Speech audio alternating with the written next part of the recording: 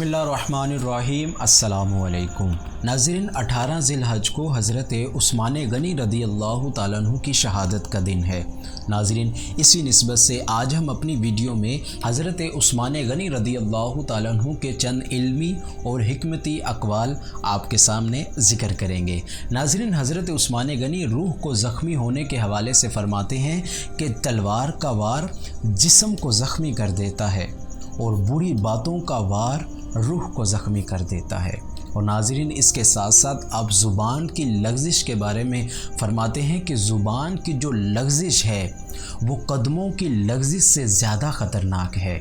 और नाज़रीन, इसके साथ साथ दुनिया के बारे में फ़रमाते हैं कि जिस शख्स की दुनिया कैद खाना है उसकी कब्र आरामदेह होगी।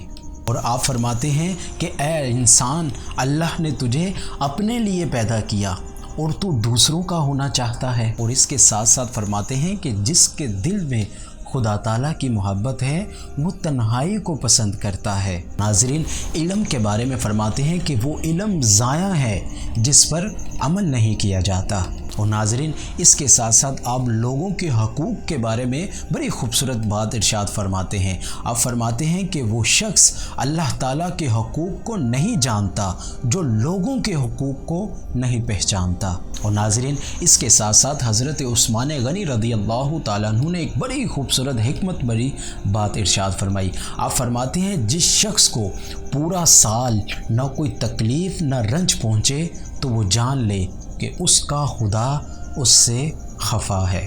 तो नाज़रीन, ये थी हमारी आज की वीडियो जिसमें हमने हज़रत उस्मान गनी रदी अल्लाह ताला अन्हु के चंद मुख्तसर अक़वाल आपके सामने ज़िक्र किए। नाज़रीन, मिलते हैं हम अपनी अगली वीडियो में, तब तक के लिए इजाज़त दीजिए। अल्लाह हाफ़िज़।